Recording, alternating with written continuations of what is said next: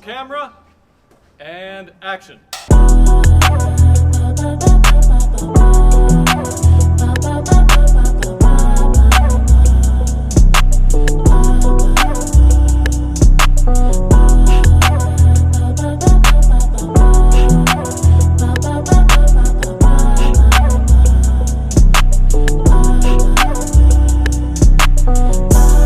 On texting me, said put the time in. Know this paper out ain't stopping, I decide when. You know you stuck inside that grind when you decline friends. Yeah, it's too late for you to sign in. You know how many in my circle win if I win. Bet they wish they would've never let my guys in. You know you stuck inside that grind when you decline friends. It's too late for you to sign in. Yeah, well connected. You can't do too much about it, but respect it. I keep running to this money, that my fetish. It keep coming times I wonder what my head went. So we're back with a new episode of the HBUC's Muse of the Month. And today we have our newest muse, Miss Daysha Excell, better known as Belladon. How you doing? I'm pretty good. How's today been already? Today has been honestly good, overwhelming. I'm here, but I'm still not here. Like, it felt like an out-of-body experience. That's good. So before we get into who you are as a whole, I think the whole big thing or the big surprise about this, outside of it being your birthday, is that you're normally on the other side of these cameras working to make sure all our muses look great, doing whatever you need to do to fill the holes. But tell the audience, what all is it that you do? Well, I'd like to sum it up and say I pretty much do everything beauty at this point. From image consulting to styling, I know how to do hair. I'm a professional makeup artist. Yeah, so everything, honestly, everything beauty. At this point, I done taught myself how to do nails. So literally everything beauty. I think that when you think about me, when you think about Daysha, or when you think about Belladon, you pretty much think everything beauty and fashion. And then when I think about you on Muse, I think, from styling, you actually styled me today. You didn't know you were styling me for your interview. Didn't. You styled me for, I think, our last probably 6. You also helped style the other muses of the month. Mm-hmm. You're pose and movement coach. Mm-hmm. And you also do the MUA. Which one is more of your passion, do you think? So I would say makeup. Why?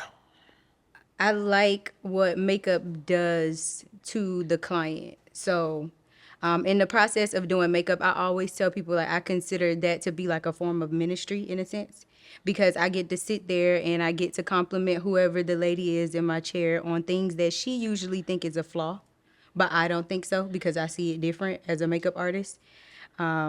It's also a time where I get to like build the confidence of whoever the person is that's sitting in my chair.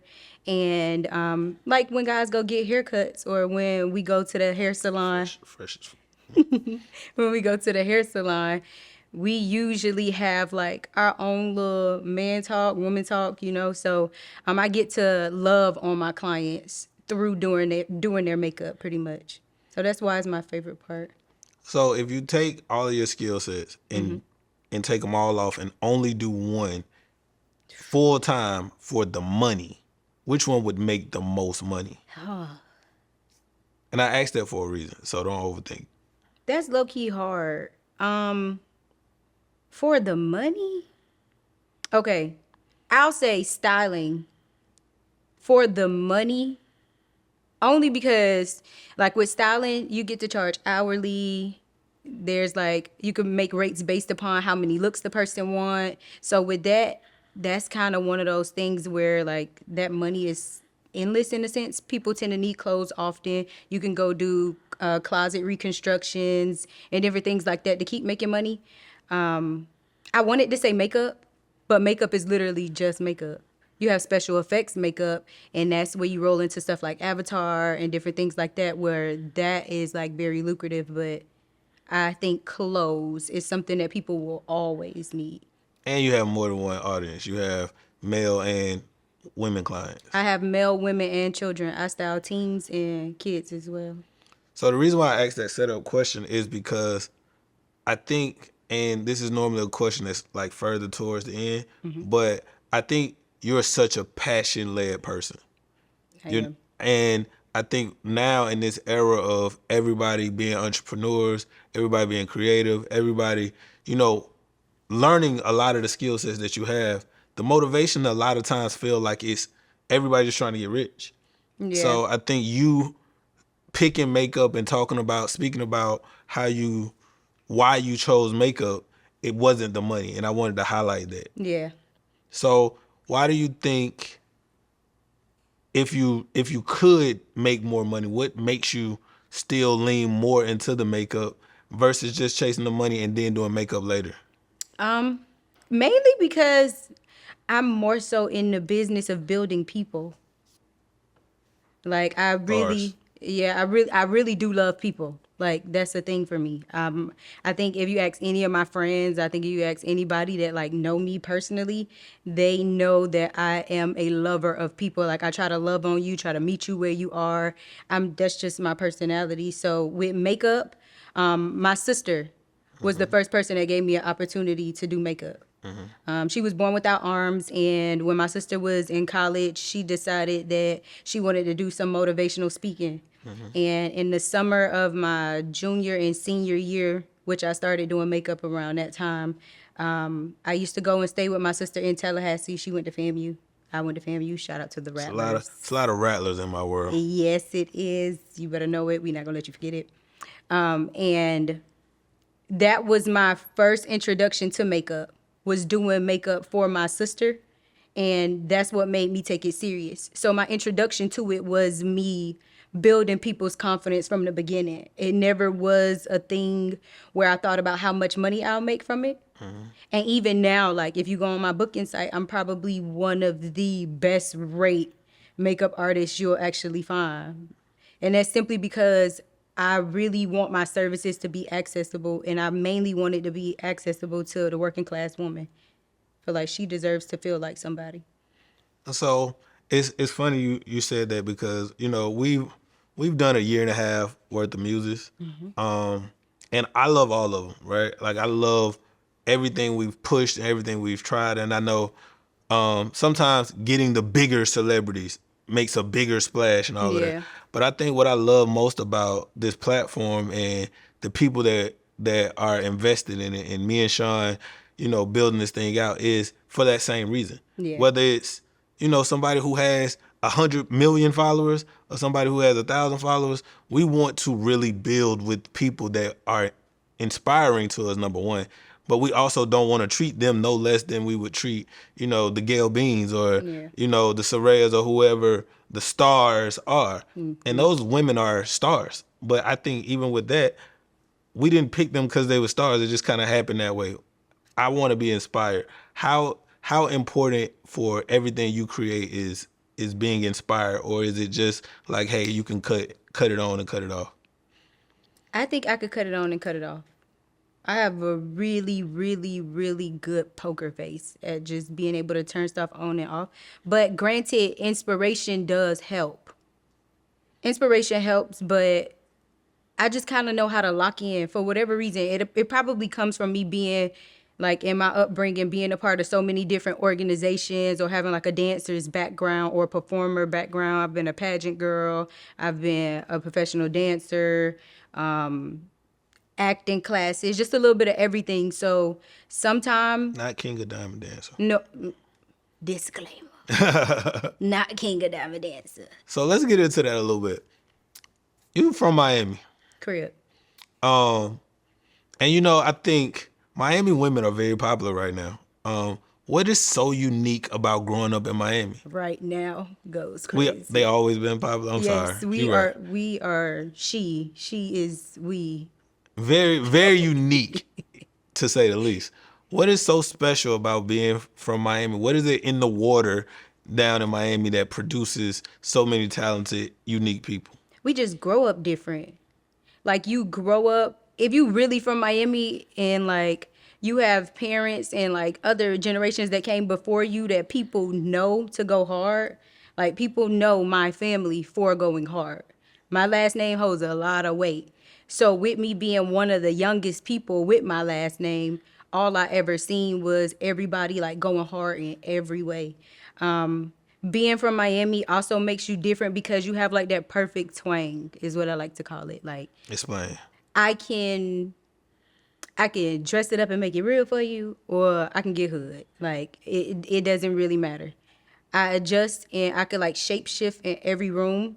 Being from a place that's like such a big melting pot of different types of people, I'm really cultured when it comes to like meeting new people, or if somebody come from somewhere different. Like we grow up with Jamaican, Spanish, Haitian, like everybody is there.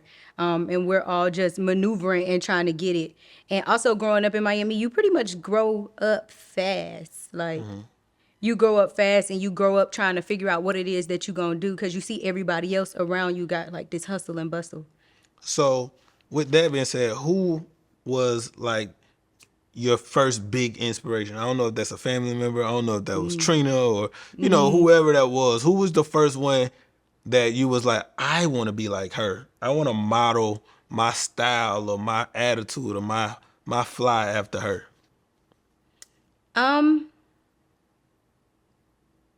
So this is tough, right? Because I wear so many different caps.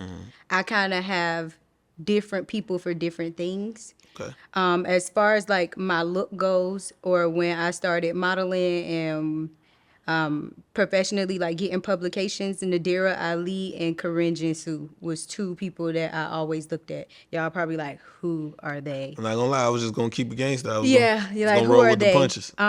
Granted, Learn me. Nadira is shot by Said's wife and Muse. She's amazing, like drop dead gorgeous in the simplest way. So she was somebody that I paid attention to very hard when it came to like taking headshots or doing like creative photo shoots, not being afraid to step outside of my box. Corinne Jinsu, she's more like an influencer on social media, but she's like a baby version of a Nicki. Okay. It's the best way to describe her. Like she's not afraid to wear any hair color, which is something that helped me like venture into wearing any hair color, any hairstyle. As far as like me being a correspondent or a host, I love Angie. Shout out to Angie Martinez. I love The Roxy. I love Roxy Diaz. Like it's just certain people. I love Free.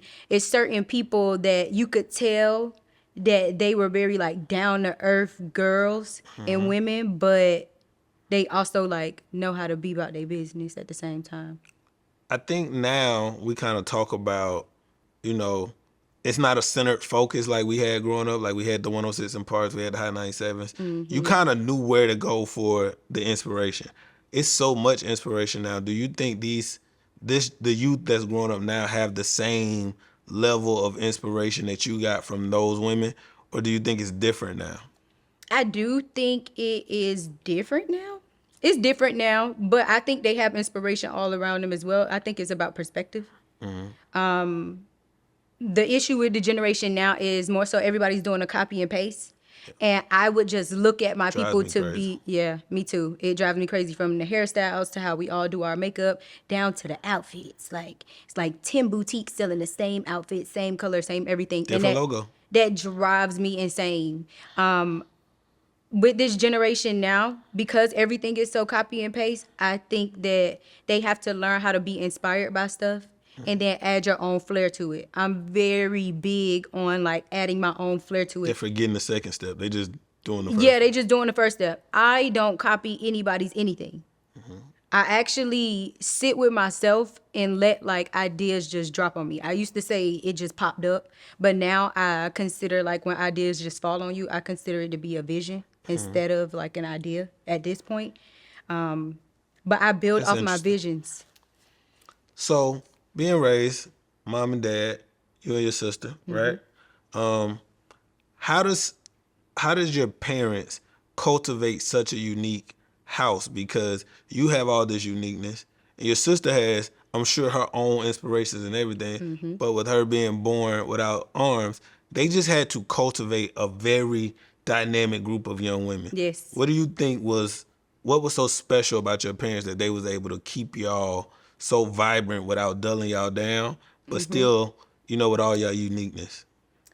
It's a great question. I think that, first of all, shout out to my mom and daddy because they did a great job. Like, both of them are the best of both worlds. And I think that's what helped cultivate me and my sister's uniqueness. They never really pacified neither one of us. Like, all the rest of the kids are outside running around. My sister outside running around just like the rest of the kids. Same thing with me. Like, if you fall, get back up. Nobody not coming to pick you up. It's cool. Like, falls happen. all right. It hurt. It's okay. Sit with the feelings and then let's move past it and go back out there and play with everybody. So they've always pushed us to be like self-sufficient.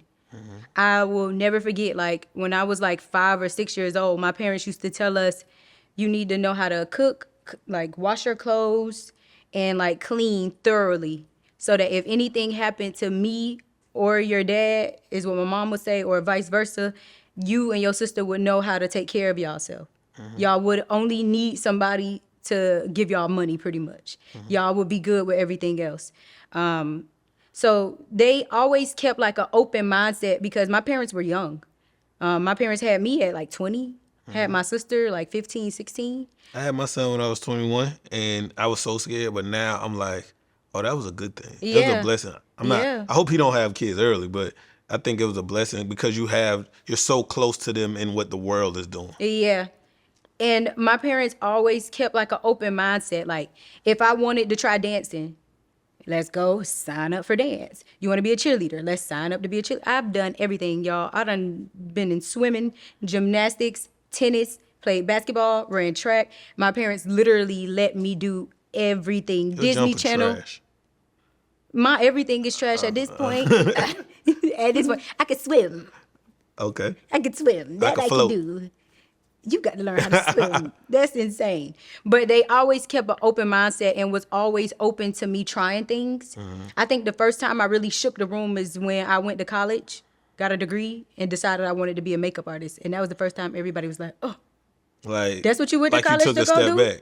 Almost, slightly. Again, my parents are the best of both worlds. So my dad is an entrepreneur. My dad has owned laundromats, has had car washes, landscaping services. My daddy used to stucco houses, like just a whole bunch of stuff. And I learned entrepreneurship really from him, honestly. And like my hustle that I have, I pretty much learned from him. So I've always had one parent that's like, yeah, we could sign you up for this. But the other parent that's like, and once we sign you up for this, you have to commit to it. You're going to be there the whole season. You're not wasting my money. But let's try it.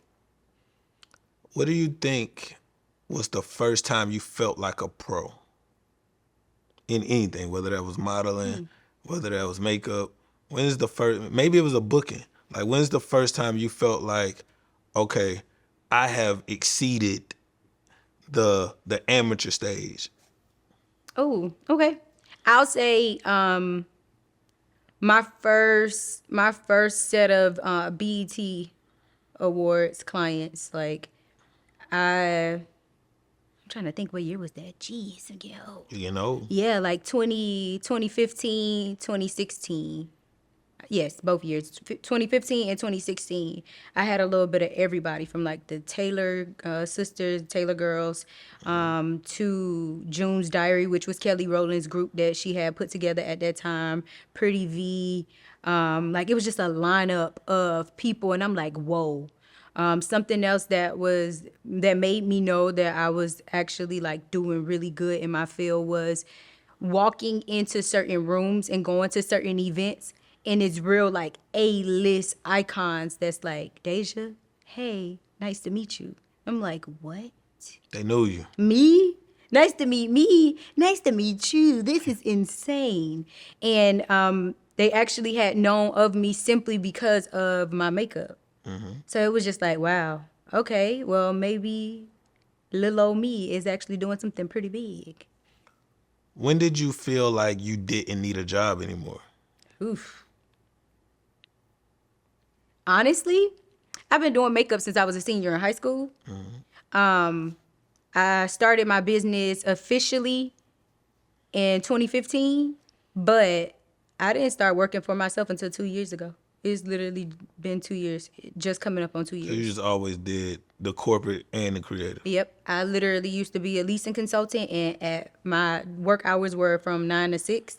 At 5 o'clock, I had a PR. Shout out to Milan Mobley. She's a great publicist. I had my PR who would have me lined up for events right at 6 o'clock, 6:30, 7 o'clock. I needed to be on a red carpet or at a movie screening or at this concert or at this different event. And I would, at 5 o'clock, get ready in my office, lock my office door, transform, and at 6 o'clock, walk out a totally different girl to go straight to do whatever I had to do. You really do transform because I was like even like watching The Room today, like when you walked in as the service provider Did. and switched up, even everybody in the room like when you hop in Belladonna vibe, Yeah.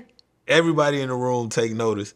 But that's interesting because I've been battling with how we communicate to the public about being an entrepreneur versus being an owner. Because an entrepreneur you can still be an entrepreneur and not be the owner of the company. Right. Right? But being an entrepreneur owner versus working for somebody or working at a company.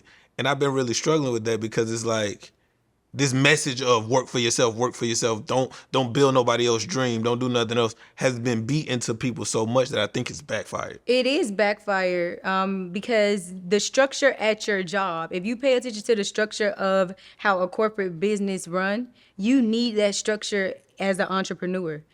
That's what took me so long to work for myself, honestly. Like the lack of creating a structure.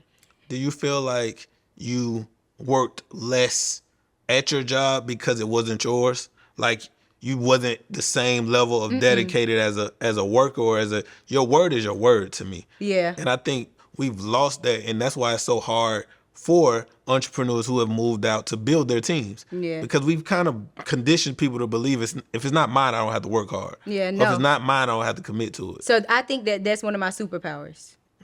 One of my superpowers is literally knowing how to commit to whatever the job is, and I don't feel no type of way about it, and nobody can make me feel no type of way about it.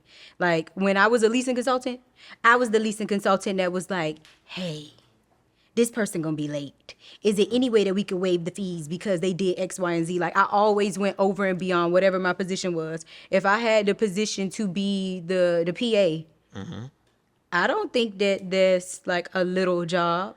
Me neither. I It's make a very important job. It is. So I take it as such. Like all of my business relationships that I've had them for so long simply because I know how to match somebody else's vision for their stuff.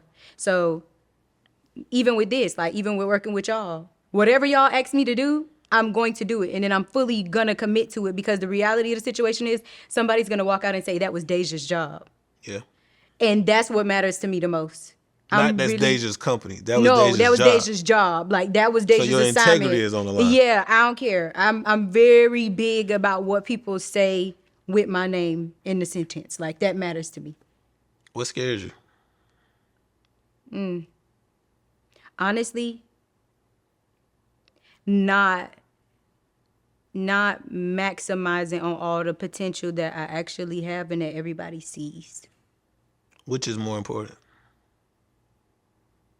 What people see or what I maximize on out of those? Just how much they see or how much you do? More so how much I do. Do you think how much they see controls how much you do? No, not at all. I think you're supposed to do what you're going to do for you because a lot of the time people don't have the time to see. Like life is happening to all of us all the time. So I may not get to say thank you or I appreciate you for that or I see you going over and beyond. So I'm not really pressed for real about recognition of anything. I'm more so pressed about like what I think about what I did. Because perspectives change. What drives you? What drives me? This is a great question. I am a pro. Because sometimes I'm on autopilot, right? So when I'm on autopilot, it's hard to tell you what is the driving force. I think me just simply not wanting to fail is what drives me. And when I say not fail, I get that like you're not gonna do everything right. Failure builds character, adversity help build your integrity. I get all of that. So I don't mind. But again, Still don't want to. It's not even that I don't want to. It's a personal scale thing of failure. Like what you consider to be failure to me is not what I consider to be failure to me. You know what I'm saying? So I think my driving force is not wanting to fail on my scale. Got you. What is passion? I'm not gonna lie. I'm gonna give myself a little credit because you've been on however many Muse sets you've been on, and some of these questions are like the standard Muse questions, but they still catch you off guard. Yeah, they do, because now you got to answer from your own lens, so it's still different. What is passion? What is passion? I think passion is like things you love, like genuinely. Like you don't have to be paid for it. You don't need recognition for it. You literally just love it. You love what it does for you. You love what it does for everybody around you. I think that passion is something that fulfills you personally, but people still reap the benefits of that. What is purpose? I think purpose is like God-given, like something that you just have to do. You can try to shake it, you could try to dodge it, you could try not to do it, but it's going to always come back because it's your assignment. I think your purpose is like your assignment in life for real. What is love? Two. What is love? That's another good one. What is love? You see, this is the thing. I feel like love is not a feeling for real. I think people think that love is a I feeling. think it's action. I think it's more so an action as well. I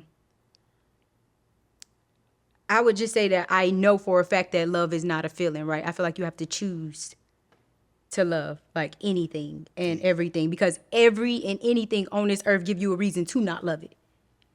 Boom. No, those are bars. Which season are you in out of those three?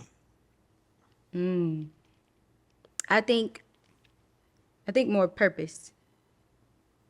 And you think you found your purpose, or if it's found you?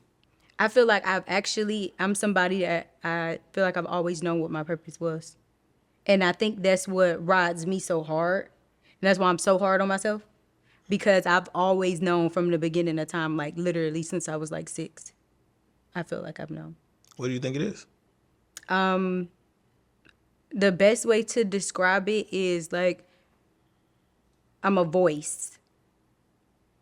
That's the best way to describe it. Like I think people have assignments, right? Like you have people who are lovers, that they're there to like heal people.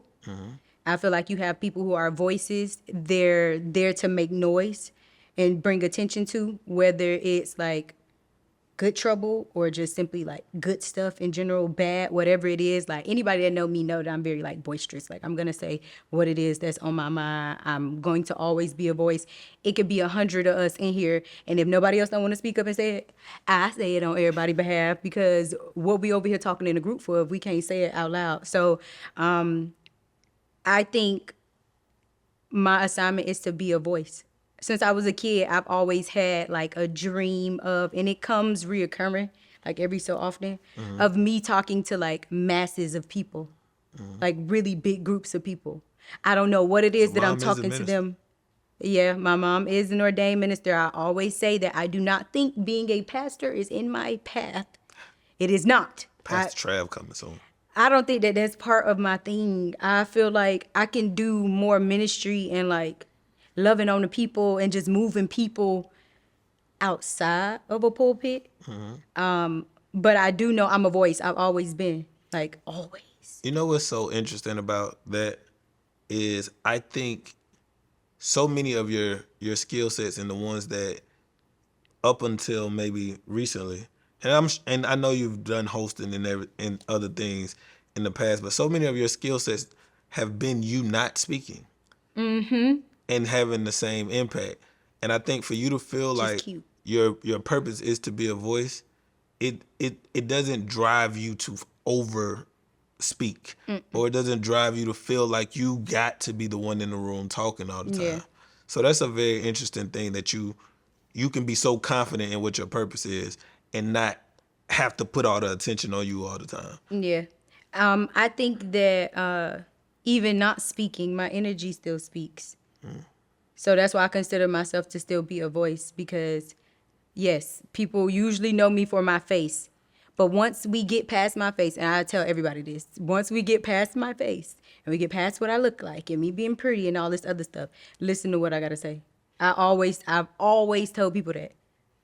So that's a good segue, because we have to talk about some of the work you do. So shameless plug, you are the host of Culture and Clickbait. Yes. And I think what was so funny about that is when we were building this show out and going through the people who should be in it, I never forget Caleb just was like, "Hey, bro, Daysha should do Culture and Clickbait," and I was like, "Duh, that makes sense. Like, how did that not even cross our mind? How has that experience of Culture and Clickbait been?" And we've been grinding the gears, pulling it together. But how has that been, and how does that feed you, as opposed to some of the things you do where you're taking care of other people, you're making other people the center of attention? So my experience with culture or clickbait in general has been really, really fun. Like, I really enjoy my job. Like, it's as you know, as being my EP, like, I'm very big on morale. Like, I'm very big on energy and like making sure that everything is in a good place. Being on there and allowing people to hear my voice again, because again, people know my voice, but to hear it again, culture or clickbait kind of came around at a time where I was like really in limbo about like myself. Everybody else around was like praising me and you got all these good things going on, and I felt like I'm not doing enough. I had also felt like at that time, like, this might be good for me, but am I good enough for it? Was the space that I was in at the time when it came to me. And when I was told that I was chosen next to the lineup of other people that was on the table, it was just like, okay, this is my time. Like, I gotta tap back in. I'm done being a desk lamp. Time to be a chandelier again. Ooh, you really should be a rapper. You don't have some bars in this interview. Yeah, that's Project Nikki. Just saying, might be on the way. Don't know. Who knows? Hey, just saying. But it came around at a perfect time, right? And then it kind of goes back to bringing me back to being a voice. I now have the power to either sway the people this way or that way.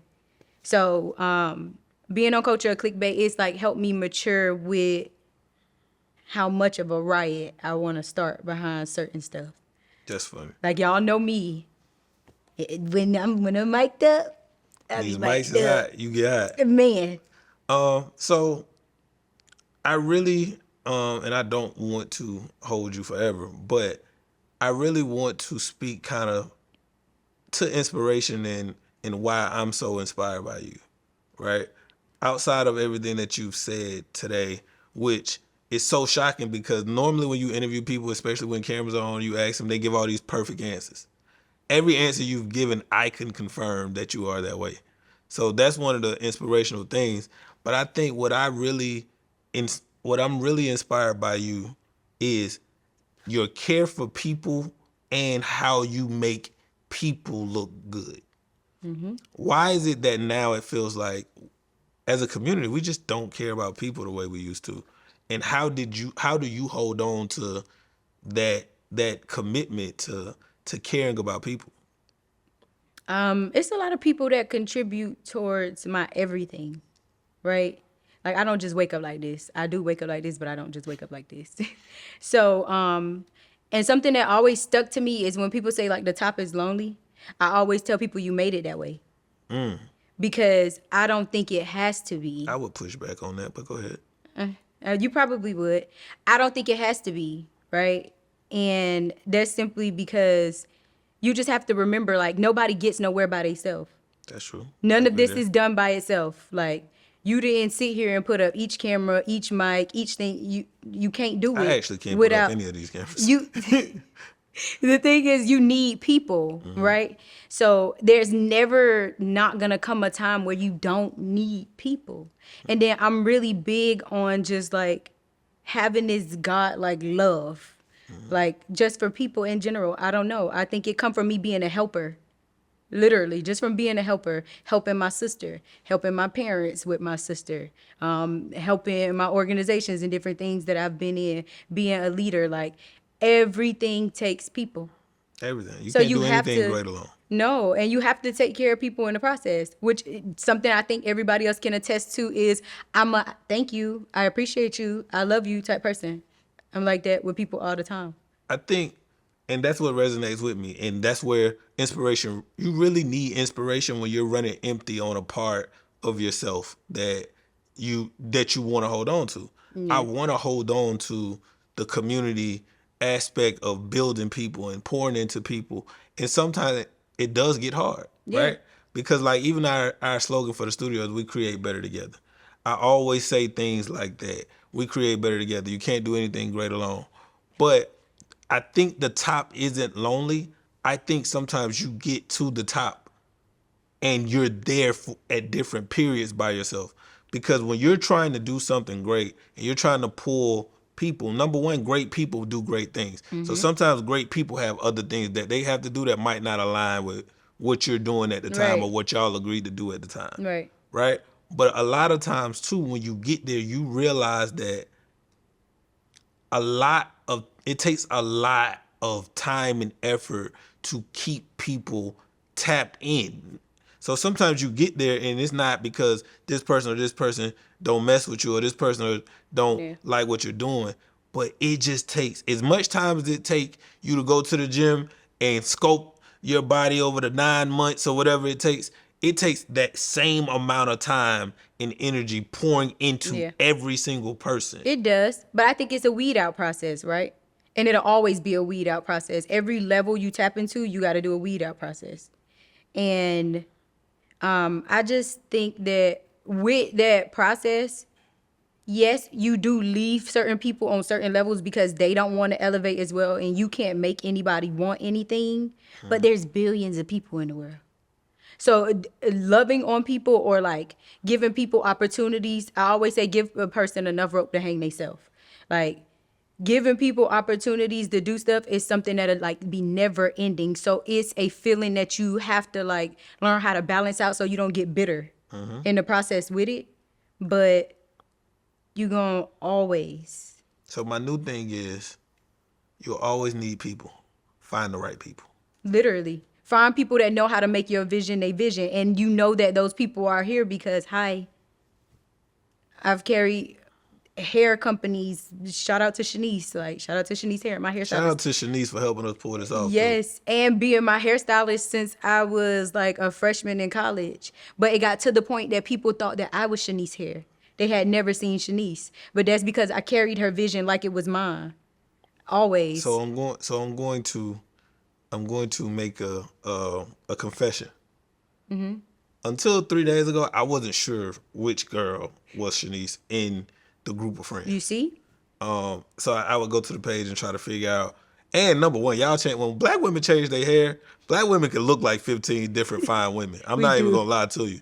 So Rashida to a hairdo. So man, you definitely could smoke every look and look like a different person. But I didn't know who she was. So again, that's me confirming something you said. But I'm gonna close this out with two last questions. And one of them is a broad question. And we kind of gonna have to speed through it. What makes FAMU so special? And who got you, who would you put as your favorite FAMU influences? What makes FAMU so special is the amount of undeniable black talent that comes out of our school. Like, I like to consider FAMU to be a black woman. Like, the school itself, the essence of the school, right? That man don't get no love. Nah, y'all do. I'm just Nah, I mad. love I'm y'all playing. down. I'm playing. But it's a and I hate to say this, right? But it's like a break you down to build you back up situation. Like, you have to take everything head on when you go to FAMU. If you don't go and get it, nobody's gonna directly give it to you. You do have people who will support you, but you gotta go get it. As far as like you said who's one of my like favorite? Who's your favorite FAMU influences? Um, Because you're on a few people list that I know for sure. yeah. So like, who would be some people that from FAMU that you go to and get inspired by? Not just Ooh. your friends, just like this person was an iconic presence at FAMU. K. Michelle. We cannot talk about FAMU without talking about Will Packer. How dare you not? You got Anika Noni Rose. You have K. Michelle. You got Common. Like, it's so many major people. But when it comes to like my classmates or people that I attended school with, Kate. Shout out the gang. Kate the Great is like literally a great. I think that Kate is amazing, and going to school with her and getting to see her come in because she's a year younger than me. See her come in and see her like build herself. That has been an amazing experience. Bree Harmon. We cannot like talk about FAMU without talking about Fellow certain Muse. people. Like, it's just certain staple women. And as far as like FAMU guys go, love y'all down, but we all know that all the fine girls went to FAMU. I can't debate it. Yeah, nobody I can. can't debate it. Nobody can. I don't want my Spelman friends to beat me up. They'll be but all right. Off the top of the head, I could name more FAMU women. They will be okay. What is your impact gonna be? Yikes. What is my impact gonna be? Or we could change that to That's legacy. a great question. That is a great question. You know what? I honestly feel like I think my legacy or like my impact will literally be how I made people feel and how I built people. Like, I think that will be something that I'm known for. Granted, I think that my face or like me as a brand will also hold its own weight. But all of that stuff fade, you know what I'm saying? Like, beauty fades, we just getting older, you know what I'm saying? Everything go from being up to down real I quick. don't know, my salt and peppers. I feel like it's No, the salt and pepper be it's cute. killing me. It's taking me up. It's not taking me down. It's taking you up. I think Yeah. so too. I like the salt and pepper vibe. It do be cute. But and I hope, let's be clear, I am working to make sure everything stay up and not go down, and that it stay fine and not go the other way. But I think my legacy would literally be like how I built people. I think that people would look at my blueprint of how I was able to pour into people, and that'll be something that live beyond me. So now you get to do something nobody else ever did on Muse. What? You do the sign off. Oh my God. So what I'm supposed to say? Do it like you do culture and clickbait. Like, it's Just- girl. Okay. That's crazy. Okay. All right, you guys. So this has been a great Muse interview, and y'all already know I'm your girl, Daysha E. And I keep the tea, though I ain't keeping it here because this is not culture or clickbait, but it's still the place to be. I'm your Muse, and y'all can watch this. Thank you.